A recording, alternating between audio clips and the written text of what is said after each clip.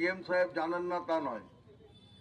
অজয় নদীর কাকসা থানা থেকে নয়া কাঞ্চনপুর, নারকেল বাগান, বাগান কৃষ্ণপুর, গৌরাঙ্গপুর, কোটালপুকুর মশান বালিঘাট, সাত কাহানিয়া, বনকাঠি বালিঘাট, নারকেলডাঙ্গা বালিঘাট, বসুধা বালিঘাট, এই 9 জায়গা থেকে চোরাই বালি উঠছে। সরকার কি জানেন না? ডিএম সাহেব জানেন না?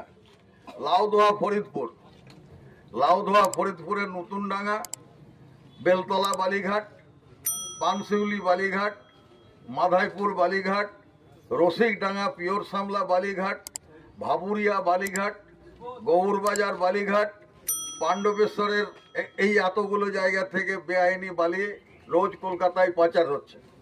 ডিএম সাহেব আর এখানকার পুলিশ প্রশাসন কি জানেন না? 36গন্ডা বালিঘাট, শ্যামলা বালিঘাট, কোদা বালিঘাট, এই জায়গাগুলো থেকে রোজ চোরাই বালি হচ্ছে, পাচার হচ্ছে, এটাও পুলিশ জানেন। বারামণি থানার অন্তর্গত হচ্ছে আমুলিয়া বালিঘাট, রুনাকুড়া বালিঘাট, পারুলবেরিয়া বালিঘাট, সালানপুর থানার মধ্যে জিতপুর বালিঘাট, এইগুলো হচ্ছে যে চোরাই বালি প্রতিদিন উঠে যাচ্ছে অজয় নদীর থেকে।